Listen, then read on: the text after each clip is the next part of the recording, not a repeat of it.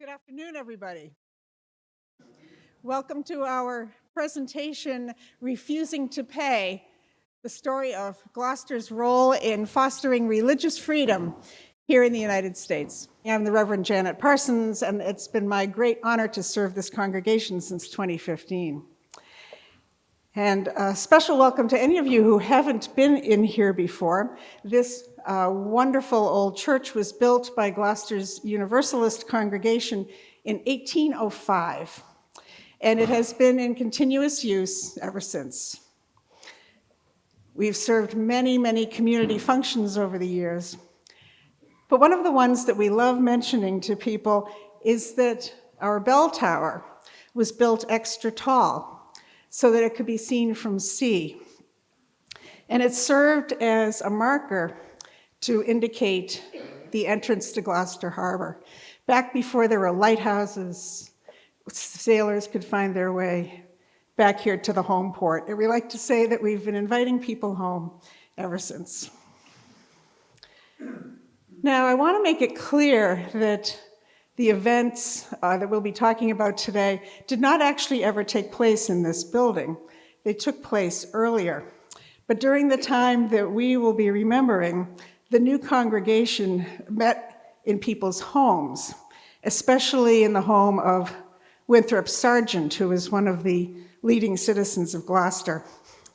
And after a few years, as the congregation grew, they built a small barn-like structure that was located somewhere over near the current site of Walgreens. So I'd like to point out a couple of key people for you to get acquainted with. First of all, behind me, always looking over my shoulder, is the Reverend John Murray, a portrait of the Reverend John Murray, the founding minister of this congregation. And then over on to my left is a portrait of Judith Sargent Murray, who was Winthrop Sargent's daughter and John Murray's second wife. Now, speaking personally, it's never easy to follow in the footsteps of such an iconic figure, John Murray, my predecessor. So when I came here in 2015, I really felt the weight of his reputation. There were very big shoes to fill. And I wondered to myself if there might be ways of feeling some sort of spiritual connection with him. I went and I visited his grave in Mount Auburn Cemetery in Cambridge, and there's actually a framed photo on the table on the far side if you want to have a look. And not long after I arrived, I was busy acclimating myself, making myself at home, and poking around here in the church, checking out all the closets and the cabinets and the drawers, and I attacked his desk. John Murray's desk has a place of honor back here in our historical room. And I wanted to see if there might be anything interesting in some of the lower drawers of the desk, so I went to tug on a drawer, and the top of the writing surface of the desk promptly came down and whacked me right in the head. So I had the sense that perhaps my new presence had been noted. So I thought that the safest thing to do would be to just kind of go with the flow, and so I greeted him, and I said, "Hello, John." And I talked to John Murray. And I told him how much I cared about this congregation. And I promised him that I would do everything in my power to serve them well. And I'm glad to report that since then I've received no more bruises. And I think that he and I are at peace. Now, our program today will unfold in 3 segments. We'll begin with a video produced by Heather Atwood of 1623 Studios. And following the video, we'll be receiving a visit from the spirit of Reverend John Murray as channeled by our very own Charles Nazarian, the president of the Gloucester Meeting House Foundation. And we will then be having a brief panel discussion on the current issues affecting what Thomas Jefferson named as the wall of separation between church and state. And then, after the panel discussion is concluded, everyone is invited to go down the street to the Sargent House Museum, where they'll be hosting a reception for us, and there'll be opportunities for more conversation and to see the Sargent House. And we're very grateful to them for offering to do this for us. It's a lovely little invitation. So, very quickly, one housekeeping matter before we get started is always the question of restrooms. And there's one restroom here on this floor, and to access that, you go through the door over on that side of the room and all the way to the end of the corridor. And then there are two more on the ground floor. So again, exit through there, down the stairs, and then the restrooms are in the corridor right below. And also, we have water and cider, if you should get thirsty, located down at the back of the sanctuary. So, I want to say that we are very, very grateful to have the sponsorship today of the Gloucester 400 Plus Committee, who are in fact the ones who urged us to tell this story. And I wanted to just take a moment to lift up the huge effort of the committee to organize what has been a year packed with wonderful cultural and historical events that have celebrated and shone such a light on our city.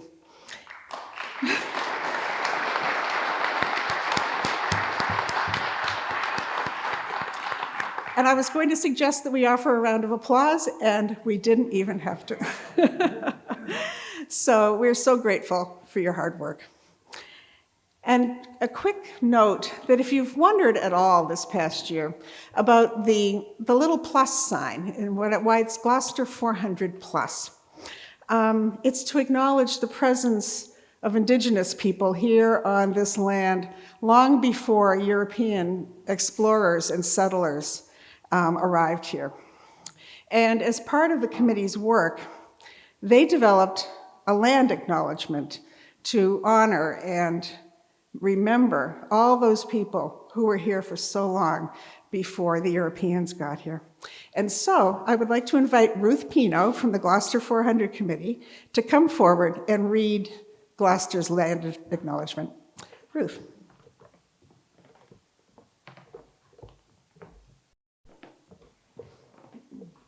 Hi, everyone. I'm so happy to be here today, and I know Bob Gillis is here. Raise your hand. There he is. I started talking to Charles about this 3 years ago, and again 2 years ago. And then last year, he said, all right. And I knew the room would be packed, and we're so proud of our work and our full year, and we've been at this 5.5 years. So we feel like we're winding down a little bit, and it really feels like a nice bookend, today's event. And Elsha Zwart, who's our brilliant executive director, is here today. So thank you very much to Heather and to Reverend Parsons and to Charles and to this wonderful building. So we're very proud of our work, and we're very proud of this specific land acknowledgement and adding the plus sign. Miranda Aisling said something at a meeting one day, and it was, Gloucester has much to celebrate and a lot to acknowledge. And I wrote it down because it just meant a lot. And that's what the plus sign comes from. The city of Gloucester is located on the traditional and ancestral homeland of the Pawtucket people and their neighbors, the Massachusetts, Nipmuc, Pennacook, and Wampanoag tribes. We recognize and honor the Native and Indigenous peoples who have lived in this territory for more than 10,000 years, are here now, and will be here for generations to come. The 400 acknowledged its responsibility to include Native people and perspectives across its efforts to share Gloucester's history, of genocide and forced removal from this territory. During Gloucester's 400-plus anniversary and looking towards the future, we seek to expand the visibility of and celebrate histories, cultures, and stories of the native indigenous peoples of this place. I encourage you to ask me to share this with you, send me an email, because each of us is some other organization, and we hope that this message never leaves. So think about that.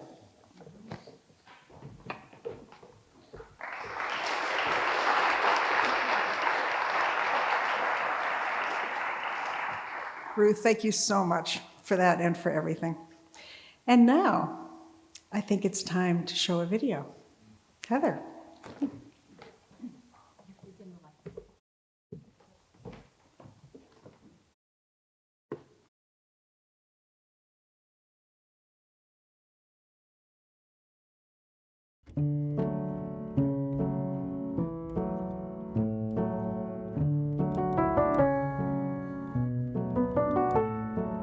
Reverend John Murray had nothing of George Washington's warrior stature. He had no Sons of Liberty challenge in his eye like Paul Revere, or the penetrating stare of justice in John Adams' gaze. In portraits, John Murray appears healthy and affable, but not a firebrand. But Murray was a kind of hero. His heartfelt preaching placed him in the center of one of this country's first struggles for religious liberty. A story that begins by firesides in Gloucester, Massachusetts, and ends at the United States Bill of Rights.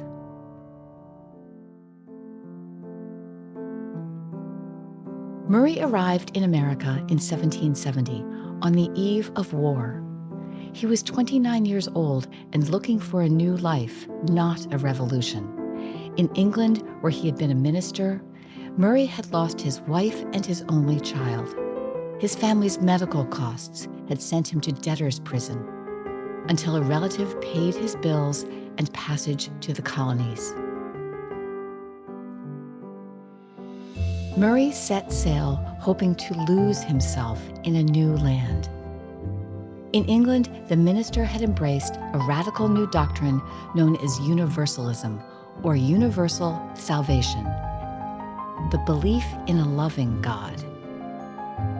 In his difficult times, Murray noted God speaking to him, saying, "Be of good cheer, your God is with you." This view stood in stark contrast to John Calvin's established doctrine that God punished the immoral or unbaptized with eternal damnation. The generosity universal salvation promised had already seeped into the colonies. When Murray's ship arrived on the New Jersey coast, a man named Thomas Potter was waiting for him, begging for him to conduct a service. Murray soon became one of many itinerant ministers traveling the colonies with sermons. And the Reverend could preach. His audiences grew larger and larger as he worked his way up the coast. One minister described the effect of Murray's delivery this way: "I never yet met with anyone in the pulpit who so very soon carried away my feelings." Of his faith, Murray said, "I am a prisoner of God and therefore a prisoner of hope."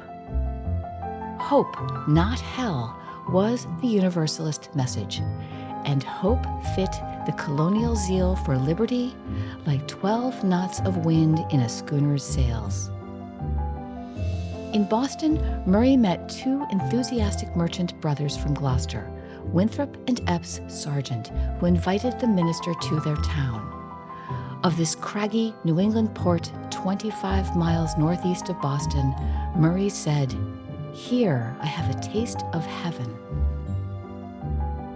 In much of 18th century Massachusetts, the government and Congregational church were one.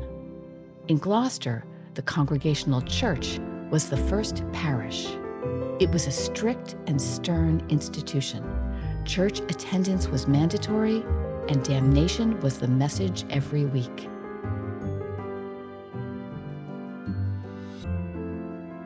collected taxes supported the church and its minister.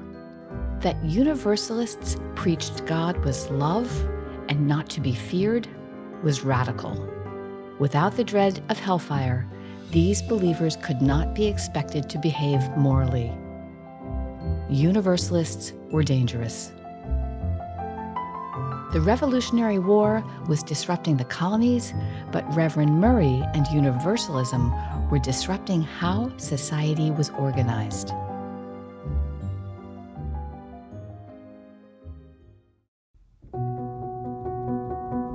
From the start, Murray acquired enemies in Gloucester's first parish, but he also attracted exceptional supporters.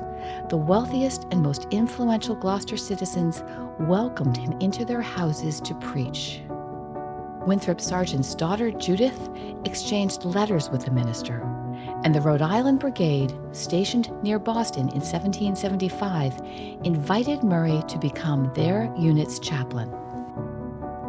He was soon preaching to an attentive General George Washington, who had arrived to take command of the army. Murray, by the way, refused payment from Washington and everyone else. He saw his ministry as a calling from God, not a vocation, and only accepted payment in lodging.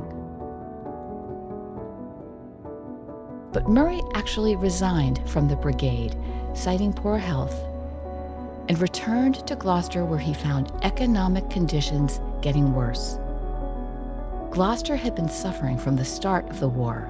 The town's economy was almost wholly dependent on fishing and sea trade, including trade in the Slave Triangle.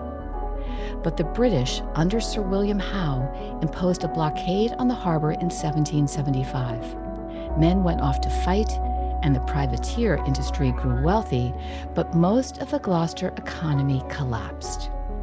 A letter signed by Winthrop Sargent in 1776 begged the courts for tax relief on behalf of the town. He listed losses like 11,600 feet of wharf, useless; 48 warehouses, useless; 130 of the most valuable houses shut up; 233 widows. So the minister did what perhaps suited him better than the military. Murray traveled to Cambridge when he was well to raise funds for Gloucester relief among his friends in the Continental Army. George Washington headed the list of donations, followed by his major generals and then brigadiers. With credit to those funds, thousands of Gloucester citizens survived the worst winter of the Revolution.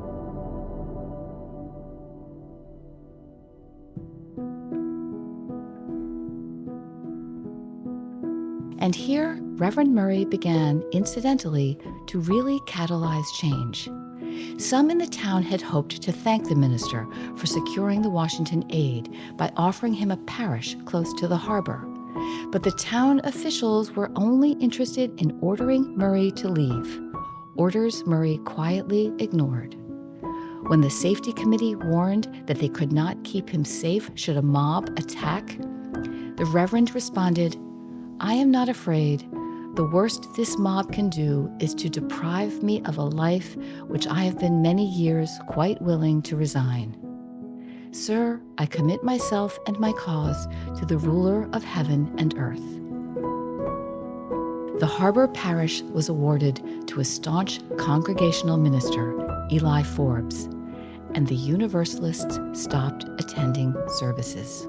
The first parish suspended 16 of them, including Epps, Winthrop, and Judith Sargent, which simply provided the group reason to form their own church. On January 1st, 1779, 61 men and women signed articles of association for what they were now calling the Independent Church of Christ. They raised funds to construct a simple house of worship. Inside, a small organ, seized from a British ship by a Gloucester privateer, provided song. Murray preached his first sermon there on Christmas Day. And so what had begun as a group interested in exploring a novel doctrine of faith flared into the battle for religious freedom. The decisive blow came when the Universalists made the critical decision to refuse to pay taxes that supported the First Parish Church. For 2 years, the town assessors demanded payment from them. But the Universalists defended their right to form their own church under the new Religious Liberty Clause of the Massachusetts Constitution, written by John Adams and ratified in 1780, its ink still very wet.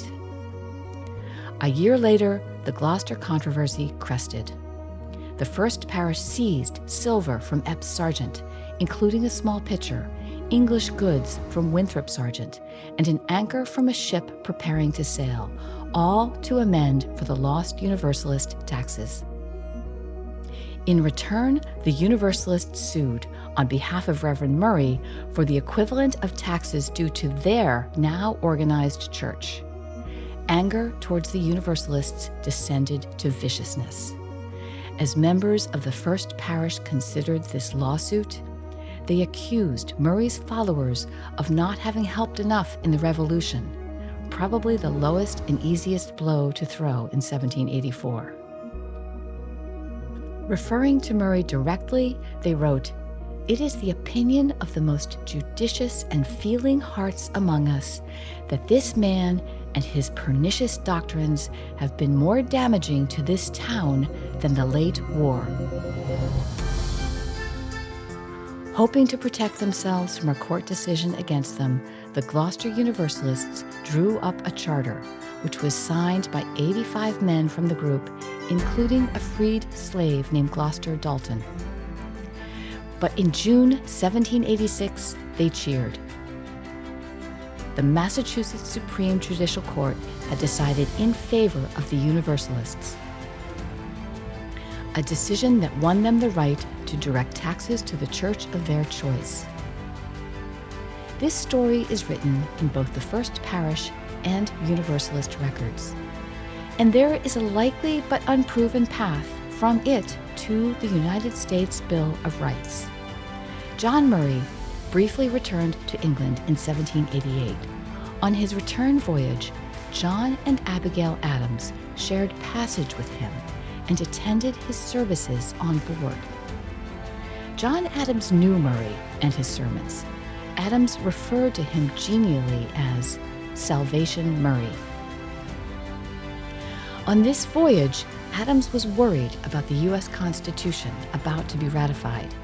He had written to Thomas Jefferson the previous fall about his concerns, saying, "What think you of a Declaration of Rights? Should not such a thing have preceded the model?" Certainly, this voyage gave John Adams plenty of time to consider Murray's very recent victory in the Massachusetts court, a first win for religious liberty under the Constitution that Adams himself had written. 2 years after that Atlantic voyage, the First Congress of the United States proposed 12 amendments to the U.S. Constitution. 10 of them, the Bill of Rights, were ratified in 1791. The First Amendment states, "Congress shall make no law respecting an establishment of religion, or prohibiting the free exercise thereof." John Adams signed the Bill of Rights as Vice President.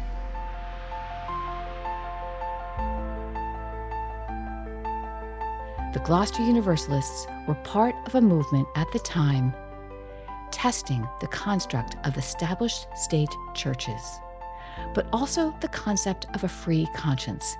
Liberty was in the air, and the success of religious freedom in Gloucester intersected directly with the design of a new government based on liberty when Reverend Murray and John Adams shared that voyage.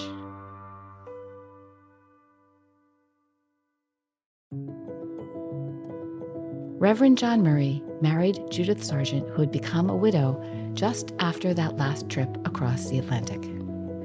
Judith and Murray continued a personal rapport with John Adams and his wife Abigail. Judith would become an important writer and women's rights advocate. She had subscribers like President and First Lady George and Martha Washington. In 1806, the Gloucester Universalists constructed a grand church, named today the Gloucester Unitarian Universalist Church. The building sits on a hill overlooking the harbor, crowning the city's horizon. It seats 500, which says everything about the enthusiasm that quickly flourished in Gloucester for the hopeful faith Reverend Murray transported here and stood by, incidentally inspiring a fight for religious liberty that just may have left an imprint of its own on the U.S. Constitution. A bell crafted by Son of Liberty Paul Revere tolls in its belfry. And there is an epilogue. In 2023, someone returned a small silver pitcher to the Sargent House Museum, which had been Judith's home. That pitcher had been confiscated from Epps Sargent in 1782. No one knows where it has been for 240-something years, but the donor, who insisted on anonymity and refused even a thank you, must have felt the gravity of this story. A story of religious liberty in America, a story which is still being written.